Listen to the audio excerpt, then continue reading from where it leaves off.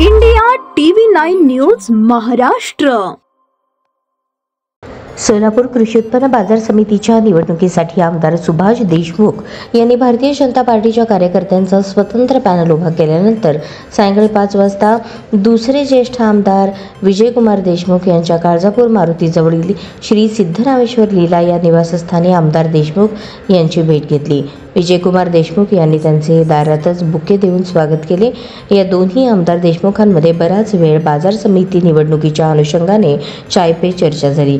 Doctor चंद्रगुंडा हविनाळे, Hanumant Kulkarni, Yatin Shah, Bhimashankar Babaleshwar, Ram Jadhav, Sarjerao Patil, Amol Birajdar, Sangram Patil, Raju Kakade, विशाल जाधव हेही उपस्थित होते। विजय देशमुख म्हणाले, आता ही निवडणूक भारतीय जनता पार्टीचे कार्यकर्ते आणि पक्ष संघटन वाढीसाठी महत्त्वाची असल्याने त्यांना ताकद देण्यासाठी मी सुभाष देशमुख यांच्यासोबत आहे। सुभाष देशमुख म्हणाले, बाजार समितीच्या निवडणुकीमध्ये भारतीय जनता पार्टीचे फायनल उभे असून आता आमच्यासोबत विजय देशमुख यांचीही ताकद आहे। सचिन कल्याण शेट्टी जिल्हाध्यक्ष आहेत, त्यांना मुख्यमंत्र्यांनी सांगितले असे समजते, परंतु आम्हाला तसा काही निरोप नाही आणि कल्याण शेट्टी यांना निरोप देण्याची वेळ आता संपली आणि मीडियामार्फत निरोप देण्याची इच्छा नाही। कृषी उत्पन्न बाजार समितीच्या निवडणुकीच्या वेळी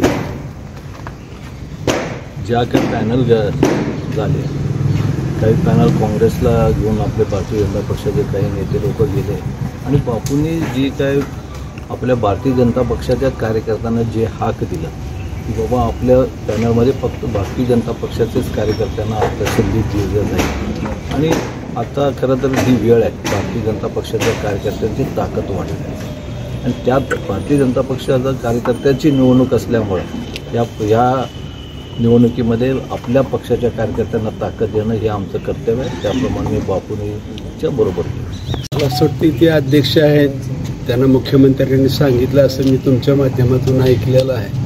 मुख्यमंत्र्यांनी काय सांगितलं अजून मला तरी काही निरोप नाही, नेतृत्व ठरवतील काय करायचं। असं वाटतं का की त्यांनी यावं, आता ही वेळ आहे?